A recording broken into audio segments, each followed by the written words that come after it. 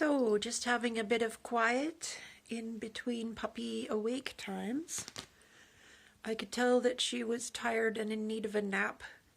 Well, because she was yawning and she was calm, although often when she's tired, she's the opposite. So I think that's because I missed the earlier stage, and she gets overtired and then she's all bitey and causing havoc and gets squirrely. And I think so. I've found that when I put her in a room for a nap, at that point she conks right out. So today I noticed she seemed tired, so it's all of a sudden super quiet. I've put her in her room for a nap. You know, she's been outside, she's had a walk, she's had her lunch.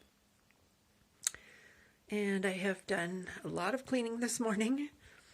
This morning I woke up to a very poopy mess in the puppy room. So I closed the door again and went around the other way to access her room from the outer door. First, making sure to put up the cat dishes. Okay, so I went and got her. She went for a pee, and then I carried her into the house and washed her feet because she had stepped in her poo. So I had to get the poo off her feet. And then I dried her feet and put her down in the kitchen and closed myself into the bathroom. I had to wash the poop off the towel, I guess, because I hadn't completely cleaned one paw the first time and I had to do it again. It was a couple of things anyway, not very much.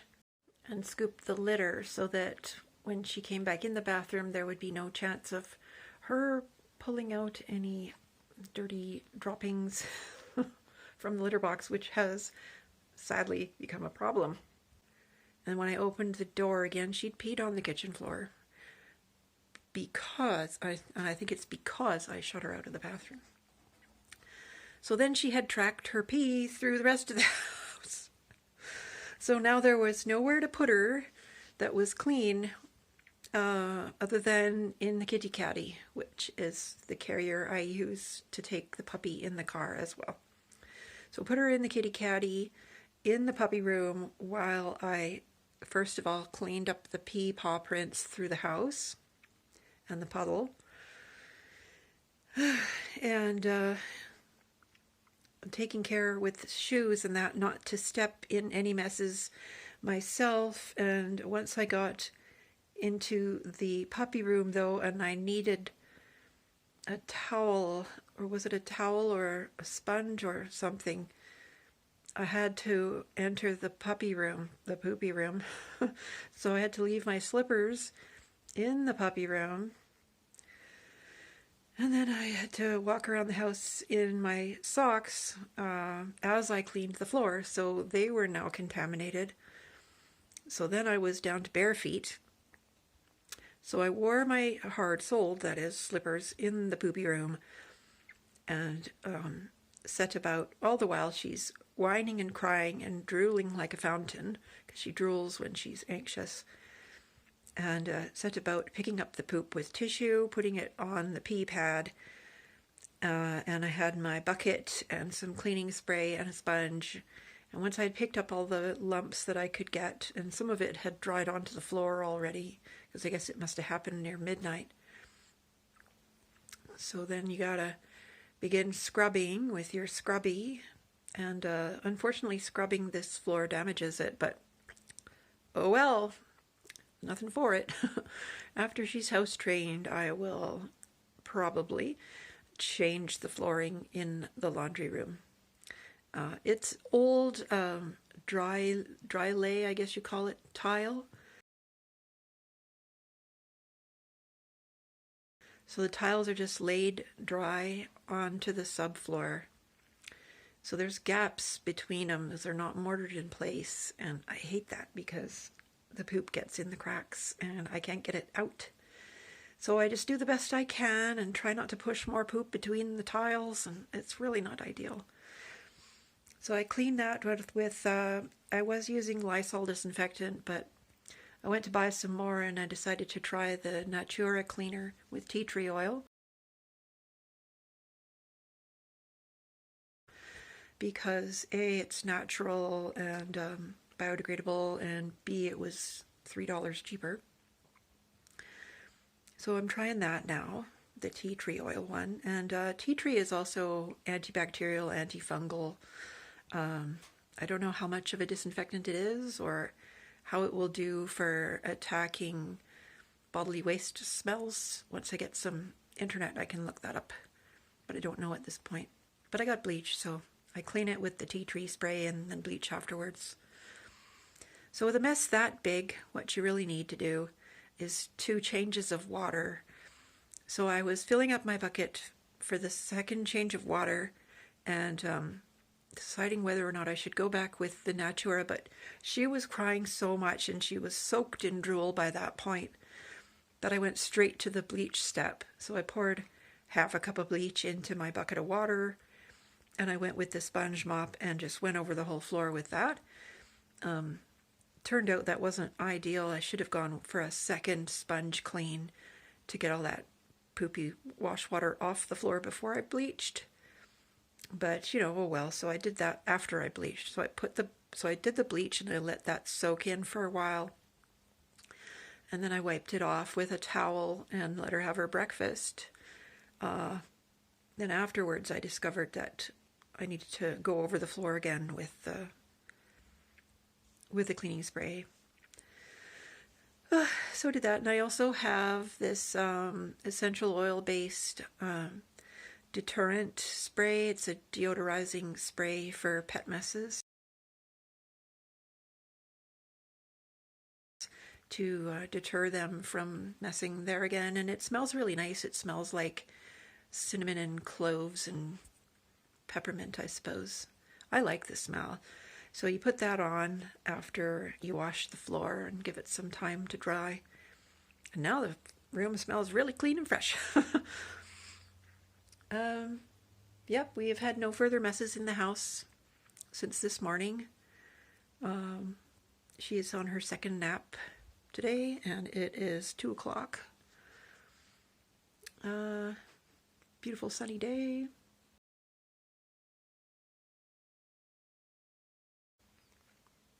It was really cold this morning.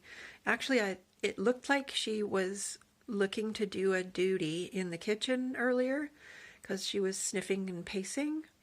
So I put her outside in my slippers, you know, anticipating a poop.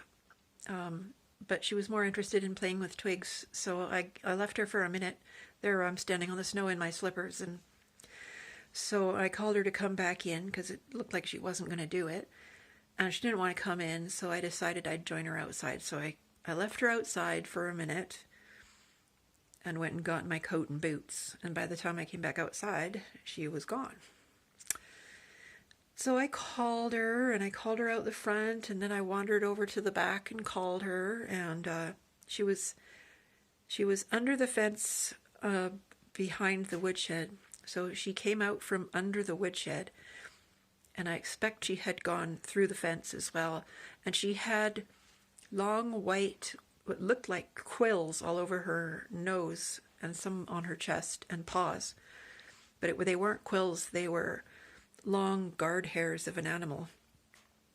So what I fear is that she had found something dead and decaying and was trying to eat it or sniff about in it, and had got some of those guard hairs in her.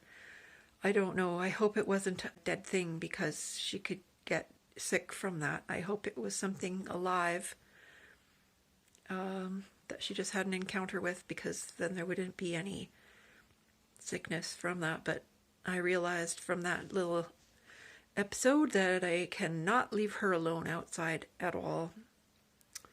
I've got to go out there in my slippers and pick her up and bring her back in if she doesn't do any eliminating. Yeah, she still fits through the fence, but once she gets bigger, she won't. But she sure is adorable. So, I'm not just a human with a dog. Should I explain about my childhood? I'm an only child. And I had a couple of close friends as a kid that I played with on occasion, but most of the time was spent with my dog, my cockapoo, a black medium cockapoo with the deepest, most caring eyes. And she was very much like a sister to me. And I felt as though, as a child, that I understood her language and she understood mine, and I was a bit of a doggy child. And I was teased at school because of it, because of my dog-like behaviors. It may be partly why I am now, as an adult, interested in neglected or abandoned children who were raised by animals. How, crossbreed parenting and nurturing occurs in nature. Cross species, I mean. Anyway, there's lots of historical cases of this. So, what else am I saying? So, my dog got old, and my dad had her put down when I was 12, and I was devastated. And ever since that, I have missed my dog and wanted that to be in my life again, and to replace my childhood sister pup with a similar dog. So now I have Coco, and she is very similar to my original pup. And it does definitely fill a dog-shaped hole in my life. And I feel like, now don't laugh, when I say I'm not just a person with a dog, I feel I'm part dog. Does that sound really stupid? Because she is family. My puppy is family, and puppy isn't just what she is, it's a term of endearment. So I'm kind of afraid of loving my dog too much as well, because if you open yourself up to that vulnerability of loving something, if you lose it, then you lose more and you hurt more. So I'm scared of that. I'm scared of loving her too much, but I don't want to hold back either. I'm scared of her getting sick because she's not fully vaccinated yet. Not until her third vaccination is processed by her system, and that's in another month's time.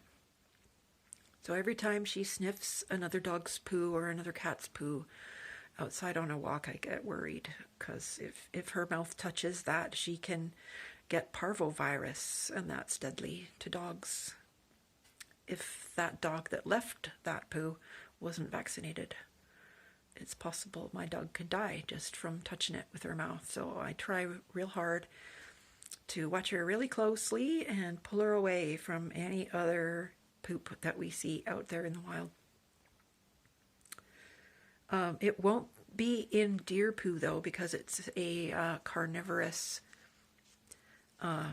animal-eating animals disease. So it's not carried by deer, so that's good. But it would be carried by cats and dogs. So I learned that from the leaflet I got from the vet.